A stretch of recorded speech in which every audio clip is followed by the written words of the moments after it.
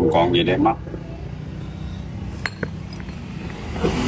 Này thay là đúng bình luôn, tôi không quen có chút nào hết trơn.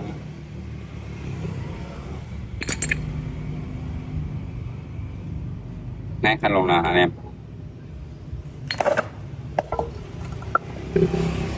Có vậy nhớ tay lê ha.